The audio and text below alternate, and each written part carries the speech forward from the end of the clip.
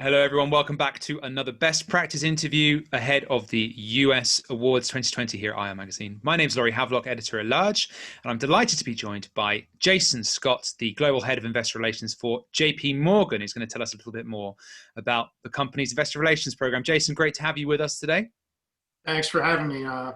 Great to talk to you.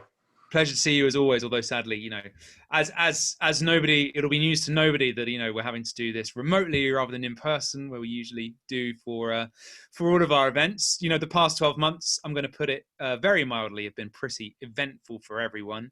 And I'm sure your year in investor relations has been no different and no stranger to some of those changes. I wondered, from where you sit, how has your year in IR been? I'd say busy, challenging, but also pretty rewarding. When I say challenging, I mean the concepts that we've had to discuss outside of just the impact of global health included significant impacts to credit, capital, and then a lot of focus on what the macro direction is given our purview as one of the largest global banks on the planet. Folks want to understand all of that given the uncertainty they face. But frankly, we face uncertainty too. So the need to discuss all of those concepts and make sure that shareholders, bondholders, and analysts have something that sort of equates to a business as usual experience in terms of getting the right information, but doing it in an environment that is anything but business as usual has been very, very interesting. I mean, year to date, we've had almost 500 engagements with analysts and investors this year. I mean, it's really truly an amazing number. We haven't been able to do them in person after about February, but we've done a ton of audio and video calls. And so I think we've been able to really lean in and deliver the firm and our team at a time when that wasn't easy. And I think we've done a pretty good job of adapting. Absolutely. Well, I mean, you're among the nominees, and I know these things are decided a long time before COVID happened. I hopefully those sort of things are carrying through. I'm truly missing the event. It's such a good event. So you guys do a fantastic job. So this is good. I'm glad to be able to talk to you, but I am missing the gala event. Yeah, as are we. I wonder, we'll come on to some of the ways in which, the kind of nuts and bolts of how the program has had to change, how your day-to-day has changed. But I think something I've been asking a lot of our interviewees in these best practice calls is about the sort of factors that are becoming more important. And a recent JPMorgan report, probably I imagine from your investment banking or maybe stewardship arm, found it said that the COVID-19 pandemic could well be, quote, a key turning point in ESG integration in that journey for companies. I wondered, as far as JPMorgan's IR team considers it, do you think that's a trend that's going to continue into next year? Is this a big moment for ESG factors? And how much of a factor are these issues becoming for your investors? I imagine most people have been saying, obviously the social impact has been particularly profound. Yeah, it's a really interesting question, and I did see that report. The way that they characterized it was, that it's an important wake-up call for decision makers. And this is our research team in the investment bank. I think that might be the best way to do it. I'm not sure that this is a turning point. I don't actually believe that much in pure turning points. I think that, especially as it relates to ESG, it's about progress along a continuum that incorporates, more and more sophisticated approaches to having ESG factors be a part of the fundamental analysis that folks do every single day. And, what I do think you have is a comparison perhaps of the pandemic health issues to other potential events, some climate related. And so there's a desire to say it's kind of maybe a similar thing, and companies have to go above and beyond to be able to address those. I think that, you could say that it's really caused people to, I think, focus. And here's where, to your point on social issues, it's become apparent. Are companies doing the right thing for their employees and their customers? Are they making concessions? Are they being flexible? Are they providing support, particularly banks, where our customers make, monthly payments on a number of different products to us, and that's big companies, small companies, individuals, all over the planet, and all impacted. So are we doing the right thing? And I think what'll happen, it's going to cause companies that aren't doing the right thing to actually perhaps not perform as well versus ones that are.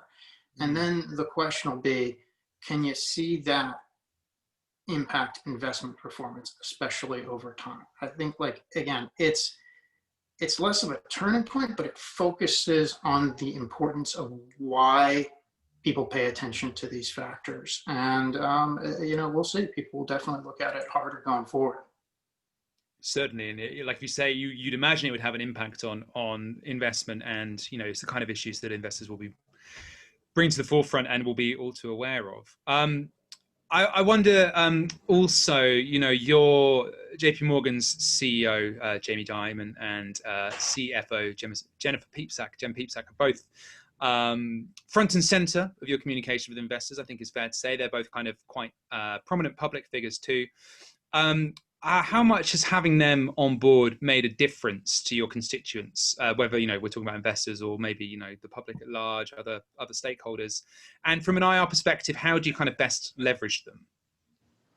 Look, I think whether you're talking about the difference made this year in 2020 with everything going on, or any year, the senior management team's engagement with the investing community is really important. And it does come from the top, because it's a priority for Jamie and for Jen and for the rest of the operating committee. You can see it given the amount of time they spend with investors personally. But they also make it a priority for that next layer of management down that runs in a lot of our businesses. And so therefore, we really do engage well across the street and provide quite a bit of access. Now, I think an important element of that is transparency into what are the important things going on for the company as a whole, but also down at the business level. And that permeates the environment. Another thing to remember this year when you think about engagement and importance is Jamie Dimon actually had heart surgery in early March, right as the pandemic was starting. And our co-chief operating officers and co-presidents, Gordon Smith and Daniel Pinto, were running the company when he was out recovering. But within a month and a half of that, he was back on our first quarter earnings call. So he put in place the right set of folks to engage. People wanted to know, are things going okay? Believe me, with the street. And also the right set of folks to operate the company. But then as soon as he could be back and in front of investors and saying, hey, by the way, things are okay, we're running, like he was doing it. So I think that speaks to the level of prioritization. And, he and Jen just do a terrific job.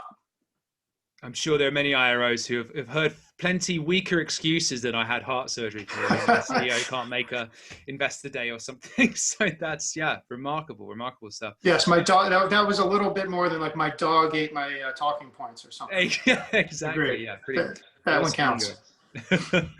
I wonder if you could talk through some of the other, whether necessarily mandated by recent changes, but obviously I'm sure your IR program has had a number of short-term changes as we adjust to the new normal. This phrase we're almost sick of hearing now. Zoom conversations probably being one of those, a lack of travel being among them. You've already mentioned a couple of those.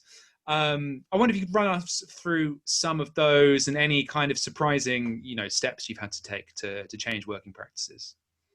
Yeah, look, clearly we've changed our practices because doing a lot of investor meetings, having a lot of engagement, much of that was in person. IR does, has traditionally done a lot of calls, but tons of in-person stuff at conferences and one-on-one meetings and small group meetings, road shows, things like that. And that just stopped. But as we were sitting there moving into from February into March, our investor day was end of February. And like the next day, it was like, geez, we're going to have to completely adapt. And so my team and I thought, how can we keep up the same level of engagement? How can we set up virtual meetings and calls and do it in a way where we know who's on the line? We have control over it. We can invite people, we can engage. We got to make sure we do it. It's got to be done in a way that we have the type of control over it that we would have before, because it's obviously, it's incredibly important. And so, look, we are,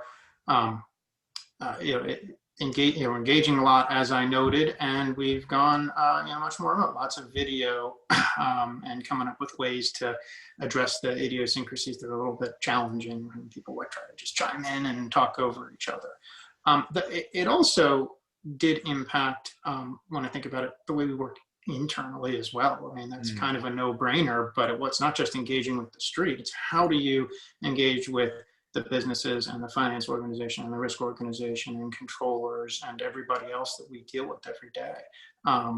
Back in February, we ended up doing a remote month-end close because we thought, geez, there's a good chance people are going to be doing this remotely. So the control organization, other folks in finance went away, closed the month before we got to quarter end, so we'd know what we were doing.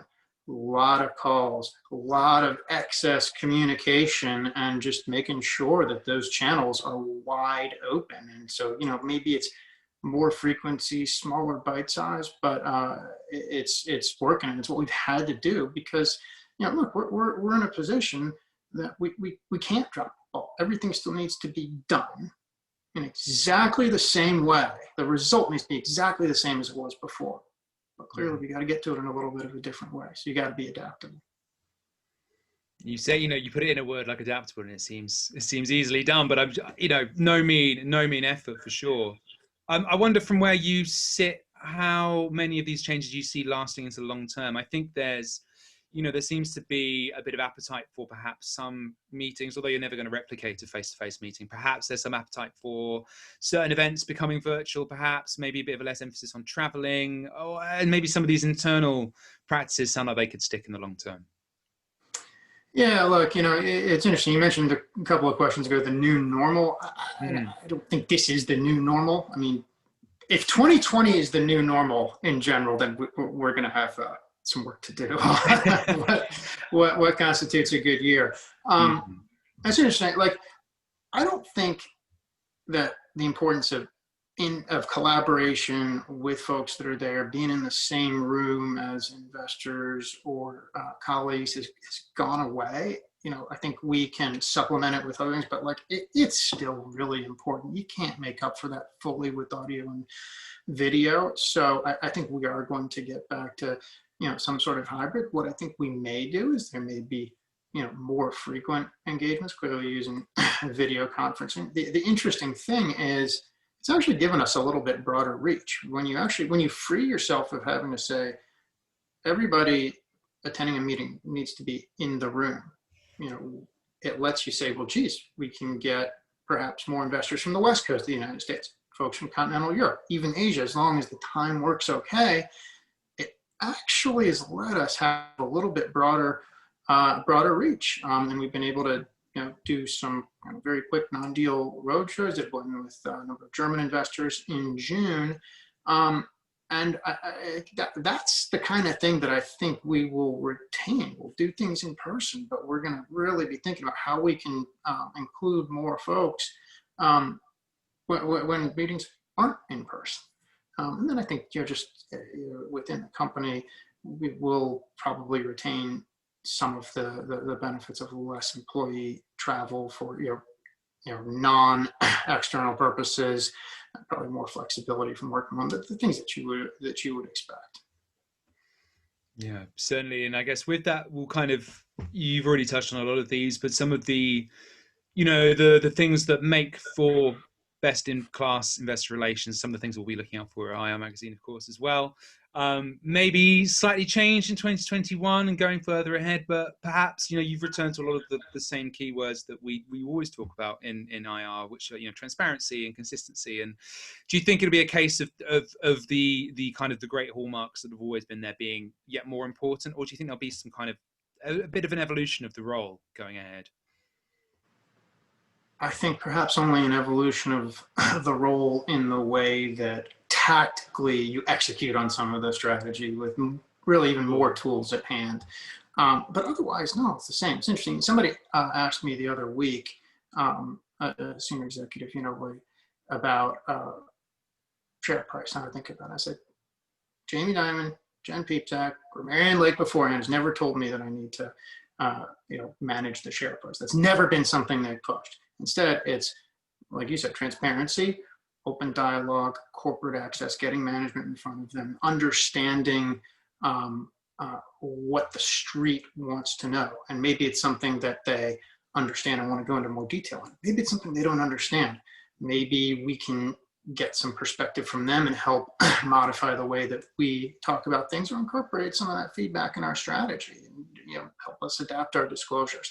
I think it's that just ongoing engagement and dialogue, and really I think about it as kind of transacting in information, and it should flow both ways, and that will not change. It can't change. That's what IR is when it's really good. And to slightly flip that question and to make you talk about your own successes for a second, what do you think sets apart JPMorgan's IR effort from those of your peers with that in mind? And what are you most proud of about the IR program, I suppose? Look, I think one of the things I already talked about is the commitment from senior management. I mean, that's not me, that's the firm. I benefit from the fact that it is a priority at JPMorgan Chase, because we recognize the importance for analysts, shareholders, bondholders. But when I go beyond that, honestly, you've got to have really good people. And I don't mean that in a cliche way, but the folks on my team are awesome.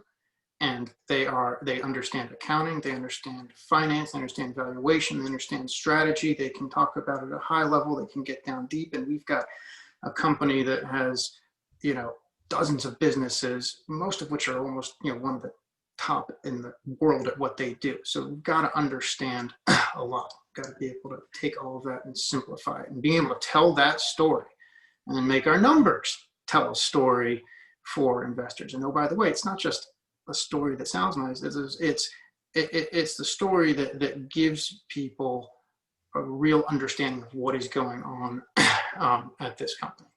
So I think that our ability to do that makes me really proud. Our ability to adapt in a time when people have potential stress on the job, worried about the economy, stress at home, stress from the fact that they gotta educate their kids and take a lot of that burden, health concerns, all of that coexisting in the same physical and mental space for months and months on end, and still deliver that. I mean, it's just awesome what my team can do, and the way that the entire finance and business management organization and risk and the lines of business and everybody else that we rely on has leaned in to do it. So, I mean, that's the hallmark of why you're even talking to me about this, because of the fact that we have such a good organization top to bottom.